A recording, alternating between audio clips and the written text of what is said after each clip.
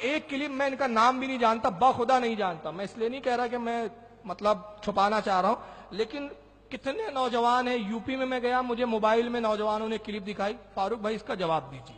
بمبئی میں تو بہت سارے لوگوں نے، فاروق بھائی اس کا جواب دیجیے. میں نے کہا یار یہ کون ہے پتہ نہیں، اس کی تقریر کا انداز ہی بتا رہا ہے کہ کتنا بڑا بھانڈ پنا کر رہا ہے. مگر چونکہ اب موبائلوں میں اتنی کلپ پھیلا دی گئی تو اب مجبوراً جواب دینا پڑ رہا ہوں. پہلے آپ اس کا اعتراض سن لیں اور شعر کیا سمجھا اس بیوقوف نے وہ سمجھ لیں. عاشق در رسول پہ حاضری دیتا ہے، نبی کو در در نہیں بلاتا.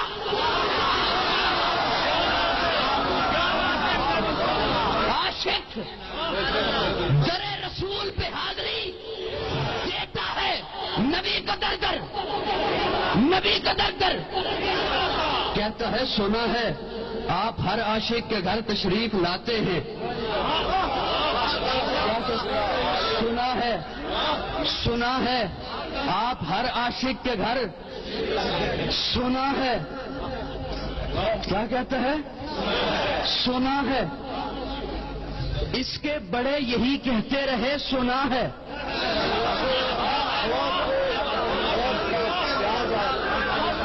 اس کے بڑے یہی کہتے رہے سنا ہے. یہ یہی کہتا ہے سنا ہے. آنے والی نسل یہی کہے گی سنا ہے. ارے اگر اپنے دعوے میں سچا ہے، قاضی کی بات کو مات کر کہ سنا نہیں دیکھا ہے.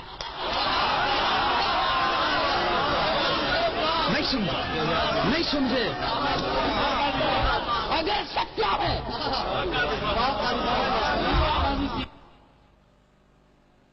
کیا اعتراض ہے دیکھ لیا آپ نے. شعر تو کچھ سمجھا نہیں، پلے کچھ پڑا نہیں، شاعر کی منشا سمجھ نہیں پایا. پہلا جملہ اس کا یہ تھا. اچھا دیکھیے اس میں بدعتیں بھی تھی، موضوع بدعت بھی ہے، نوٹ ڈال رہے ہیں اس کے سر پہ. بتائیے سنت سے ثابت ہے؟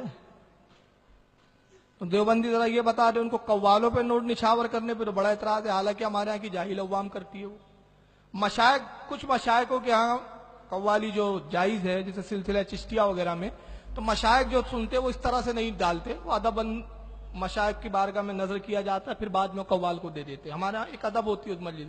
عام مجالس جو ہوتی ہے عوام کی، اس میں اس طرح نوٹ نچھاور ہوتے ہیں، اس پر تو یہ اعتراض کرتے ہیں. مگر ان کے ملاؤں پر، ان کے اسٹیج کے بیٹھے ہوئے مولوی جو ہے نوٹ ڈال رہے ہیں، اس پر ان کے بارے میں کوئی فتویٰ نہیں ہے. وہاں سب زبانیں خاموش ہیں. بہرحال اعتراض یہ تھا کہ کہتا ہے کہ سنا ہے آپ ہر عاشق کے گھر تشریف لاتے. شعر پر وہ اعتراض کر رہا ہے. کہا اس کے بڑے یہی کہتے رہے سنا ہے، یہ بھی یہی کہتا رہا سنا ہے، اور اس کے آنے والے نسلیں بھی کہیں گی سنا ہے. میری بات، قاضی نام ہے اس کا، قاضی کون سا آگے پیچھے پتا نہیں. کہتا قاضی کی بات کو مات کر، یعنی اس کو جھوٹا ڈکلیئر کر، اور یہ مت کہے سنا ہے، یہ کہے کہ دیکھا ہے. اس بیوقوف کو یہی نہیں پتا کہ شاعر کیا کہہ رہا ہے. شاعر کی یہ کیفیت اس وقت کی ہے جب اس نے رسول کو دیکھا نہیں ہے. جب تک کوئی دیکھتا نہیں ہے تو وہ کہتا ہے سنا ہے.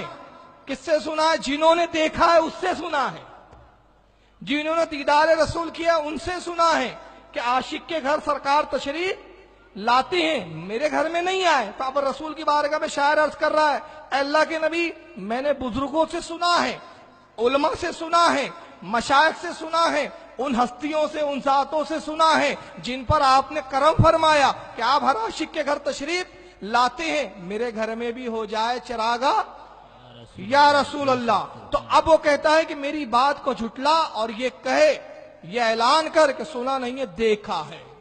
اب میں اعلان کرتا ہوں واقعی ہمارے یہاں دیکھنے والوں نے دیکھا ہے، اور جب دیکھا ہے تو کیفیت بدلی ہے. اعلی حضرت میرے دادا پیر ہے، پردادا پیر ہے، تو میرا پردادا پیر بھی یہی کہتا تھا سنا ہے ہر عاشق کے گھر تشریف لاتے ہیں، سنا ہے. اور جب اعلی حضرت نے دیکھ لیا تو دیکھنے کے بعد ان کو منہ چڑھا کے کہا آنکھ والے تیری جوبن کا تماشا دیکھے، دیدہ کور کو کیا نظر آئے، کیا دیکھے. میرے پیر نے کہا سنا ہے آپ ہر عاشق کے گھر تشریف لاتے ہیں، سرکار مفتی اعظم نے سنا تھا دیکھا نہیں تھا. تو التجا کیا کرتے ہیں؟ کہتے ہیں آباد اسے فرما ویرا ہے دل نوری، آباد اسے فرما ویرا ہے دل نوری، جلوے تیرے بس جائیں آباد ہو یہ ویرانہ. اور جب دیکھ لیا دیدار ہو گیا تو اب یہ نہیں کہا، کیا کہا؟ سرکار کے جلووں سے روشن ہے دل نوری. سرکار کے جلووں سے روشن ہے دل نوری، تا حشر رہے روشن نوری کا یہ کاشانہ. تو میرے دادا پیر نے بھی پہلے کہا تھا سنا ہے، اور جب دیکھ لیا تو کیا کہا؟ روشن رہے یہ کاشانہ. میرے پیر نے بھی کہا سنا ہے، ہر عاشق کے گھر تشریف لاتے ہیں، میرے گھر میں بھی ہو جائے چراغا یا رسول اللہ. کہتے رہے میرے پیر و مرشد، مگر جب دیکھ لیے تو کیا کہا؟ اے جنت مانا تجھ میں حور و قصور رہتے ہیں. جنت میں نے مانا تجھ میں حور و قصور رہتے ہیں، آ میرے دل کا طواف کر، میرے دل میں حضور رہتے ہیں. نعرہ تکبیر، نعرہ رسالت، جشن غوث اعظم، جشن غوث الورا، حضور شہید راہ مدینہ، حضور شہزاد شہید راہ مدینہ علامہ فاروق خان صاحب رضوی. نعرہ تکبیر، نعرہ رسالت. بے شک سبحان اللہ سبحان اللہ. تو ہمارے بزرگ اس وقت تک کہتے رہے جب دیکھا نہیں، مگر جب دیکھ لیا تو کیفیتیں بدل گئی. تمہارے یہاں تو سنا والی بھی بات نہیں ہے، مطلب تمہارے یہاں تو کسی کو دیدار ہوتا نہیں ہے. صرف کون آتا ہے؟ ابلیس آتا ہے اور بولتا تبلیغی جماعت بناؤ، اور پھر بعد والے آ کے فتویٰ دیتے یہ جماعت بدعت. تمہارے ہی بھائی لوگ بولتے بدعت، یہ چلے میں جانا بدعت، یہ عورتوں والا کام ہے، یہ وہ والا کام. اب پہلا اعتراض کیا تھا؟ عاشق نبی کو بلاتا نہیں ہے، در در بھٹکاتا نہیں ہے، نبی کی بارگاہ میں حاضر ہوتا ہے. یہ کتنی بڑی جہالت ہے اس کی دیکھیے.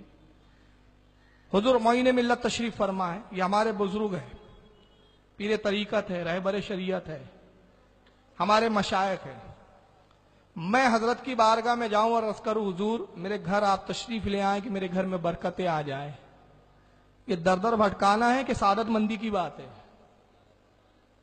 ان جاہلوں کو کچھ عطا پتہ نہیں ہے. آئیے حدیث شریف سناتا ہوں. بخاری شریف کی حدیث ہے، ایک صحابی رسول جو ضعیف العمر ہے مسجد نبوی میں حاضر ہوتے ہیں، مگر بارش کے دنوں میں یہ ہوتا تھا کہ ان کے گھر اور مسجد نبوی کے درمیان میں ایک نالا تھا جس پہ ایک چھوٹا سا پل تھا.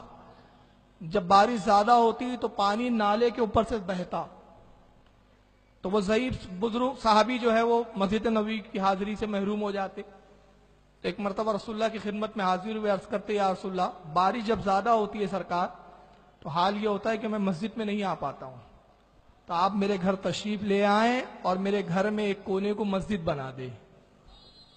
سرکار ابو بکر صدیق کے ساتھ تشریف لاتے ہیں. وہ صحابی کے گھر میں آپ آئیں اور فرمایا بتاؤ کہاں میں نماز پڑھوں کہ تیرے لیے وہ مصلی ہو جائے، نماز کی جگہ ہو جائے. انہوں نے کونے پہ اشارہ کیا، اللہ کے نبی نے وہاں نماز پڑھی، ابو بکر نے نماز پڑھی، ارشاد فرمایا میں نے اس جگہ کو مسجد بنا دیا، اب تو یہاں نماز پڑھیں گا تجھے مسجد کا ثواب ملے گا. سبحان اللہ ماشاء اللہ. تو یہ آنا، بڑوں کا آنا یہ کیا ہوتا ہے؟ سعادت مندی ہوتا ہے. بڑوں کی بارگاہ میں جانا بھی سعادت، بڑوں کا اپنے گھر میں بھی آنا سعادت. تو ہم رسول کو در در نہیں بھٹکاتے، رسول بھٹکتے نہیں ہیں، رسول تو ہر جگہ موجود رہتے ہیں، رسول تو موجود رہتے ہیں. بہرحال انہوں نے نبی کو کیسے کہاں کا بلایا در در. آئیے کچھ جھلکیاں دیکھیں گے آپ، ایک جھلک دکھا رہا ہوں. حکایات اولیاء مولوی اشرف علی تھانوی صاحب کی کتاب ہے، یہ کتب خانہ نعیمیہ دیوبند سے چھپی ہے، صفحہ نمبر 433. حکیم الامت مولانا اشرف علی ان کے لکھتے ہیں کہ حضرت والی صاحب نے فرمایا کہ دیوان محمد یاسین مرحوم جو حضرت نانا طویل رحمۃ اللہ علیہ کے خدام میں سے تھے، ان کا ذکر جہر مشہور تھا. یہ ناممکن تھا کہ ان کا ذکر سن کر کوئی بغیر روئے ہوئے وہاں سے گزر جائے. نہایت ہی دردناک آواز میں ذکر کرتے تھے اور بہت روتے تھے. ہر وارد و ساور پر اس ذکر اور گریہ کا اثر پڑتا تھا اور وہ بھی روتا تھا. خود فرماتے تھے کہ میں ایک دفعہ چھتے کی مسجد کے شمالی گنبد کے نیچے ذکر جہر میں مصروف تھا. ذکر جہر اللہ اللہ زور زور سے جو پکارا جاتا ہے نا اس کو ذکر جہر کہتے ہیں. تو یہ دیوان محمد یاسین صاحب جو ہے قاسم نانا طوی کے جو خادم تھے وہ بیان کرتے ہیں کہ چھتے کی ایک مسجد جو دیوبند کے مدرسے سے لگ کر ہے وہاں میں موجود تھا، ذکر جہر زور زور سے میں ذکر کر رہا تھا. حضرت رحمت اللہ علیہ مسجد کے صحن میں اسی شمالی جانب مراقب اور متوجہ تھی، یعنی قاسم نانا طوی صاحب اسی شمالی جانب مسجد پہ بیٹھے ہوئے تھے اور کہہ رہے کہ میری طرف متوجہ تھے اور توجہ کا رخ میری ہی قلب کی طرف تھا. اسی اسنا میں مجھ پر ایک حالت طاری ہوئی اور میں نے با حالات ذکر دیکھا. یہ خواب نہیں ہے، بیداری کی بات کر رہے ہیں. میں نے باحالات ذکر دیکھا کہ مسجد کی 4 دیواری تو موجود ہے مگر چھت اور گنبد کچھ نہیں، بلکہ ایک عظیم الشان روشنی اور نور ہے جو آسمان تک فضا میں پھیلا ہوا ہے۔ یکایک میں نے دیکھا کہ آسمان سے ایک تخت اتر رہا ہے اور اس پر جناب رسول اللہ صلی اللہ علیہ وسلم تشریف فرما ہے۔ ایک تخت اترتے ہوئے دیکھا، کہا تخت پہ رسول اللہ ہے، اور خلفائے اربع ہر 4 گولوں پر موجود ہے، یعنی چاروں خلفاء ابو بکر صدیق، عمر فاروق، عثمان غنی، مولا کائنات رضی اللہ تعالیٰ عنہم چاروں موجود ہے۔ وہ تخت اترتے اترتے بالکل میرے قریب آ کر مسجد میں ٹھہر گیا، اور حضرت صلی اللہ علیہ وسلم نے خلفائے اربع میں سے ایک سے فرمایا، بھائی ذرا مولانا محمد قاسم کو بلا لو۔ اور رسول اللہ نے صحابہ میں سے ایک سے کہا، اب اللہ جانے ابو بکر سے کہا یا حضرت عمر سے کہا، بھائی جاؤ مولانا محمد قاسم کو بلا لو۔ معاذ اللہ، وہ مولانا کو لے کر آ گئے۔ حضرت صلی اللہ علیہ وسلم نے ارشاد فرمایا، مولانا مدرسے کا حساب لائیے۔ رسول اللہ کس کام کے لیے آئے؟ دیوبند کے مدرسے کا حساب لینے آئے۔ معاذ اللہ، وہ کیا کہنا چاہیے، منشی تھے، معاذ اللہ، استغفر اللہ، یہ نبی کی توہین دیکھیں آپ۔ اور قاسم نانوتوی کا مقام، یہ اپنے مقام پہ بیٹھا ہے، اس کو رسول نے پکارا نہیں، وہ چھتے کی مسجد میں بیٹھ کر وہ دیکھ رہا ہے، تخت اتر رہا ہے، قاسم نانوتوی بھی دیکھ رہا ہے، مگر یہ دونوں محروموں کو دیکھو، یہ خود اٹھ کے رسول کے استقبال کے لیے نہیں جاتے، یہ بیٹھے اپنی جگہ بے غیرت۔ اور رسول صحابہ میں سے ایک سے کہہ رہے، بھائی جاؤ ذرا قاسم نانوتوی کو بلا لو، یہ اتنے بڑے ترم کہاں ہیں؟ اول تو خواب ہی جھوٹا ہے، کیونکہ صاف سمجھ میں آ رہا ہے جس میں نبی کی توہین ہو وہ خواب سچا کبھی نہیں ہو سکتا، اور ایسے کافر اور منافقوں کے خواب میں رسول کبھی نہیں آتے۔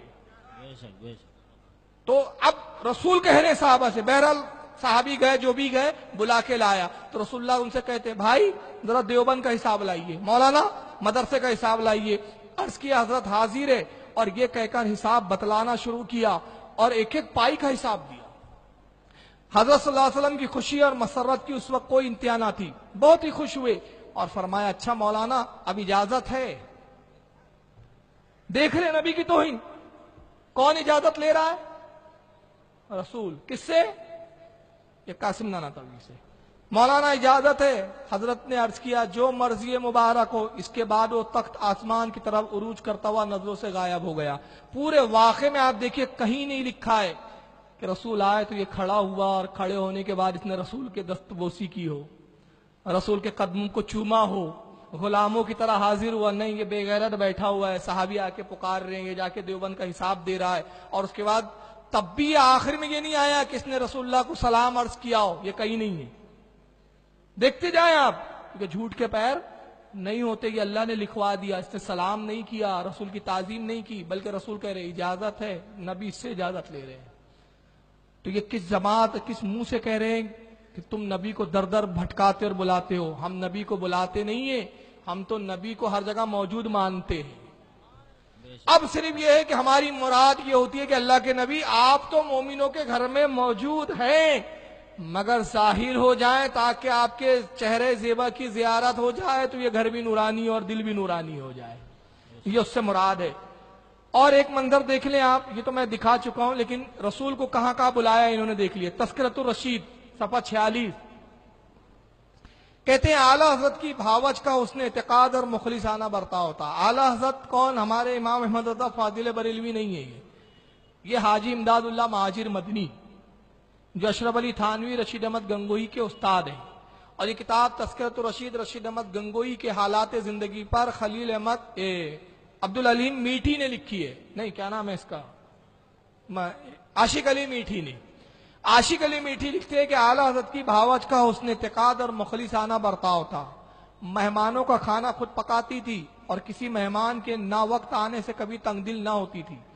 ایک دن اعلیٰ حضرت نے خواب دیکھا کہ آپ کی بھاوچ آپ کے مہمانوں کا کھانا پکا رہی ہے کہ جناب رسول مقبول صلی اللہ علیہ وسلم تشریف لائے، اور آپ کی بھاوچ سے فرمایا کہ اٹھ، تو اس قابل نہیں کہ امداد اللہ کے مہمانوں کا کھانا پکائے، اس کے مہمان علماء ہے، اس کے مہمانوں کا کھانا میں پکاؤں گا۔ یہ نبی کو باورچی بنا کے بلا رہے ہیں، تو اپنے گھر کی پہلے ان کو خبر لینی چاہیے، اس کے بعد دوسروں پہ یہ وہ کریں۔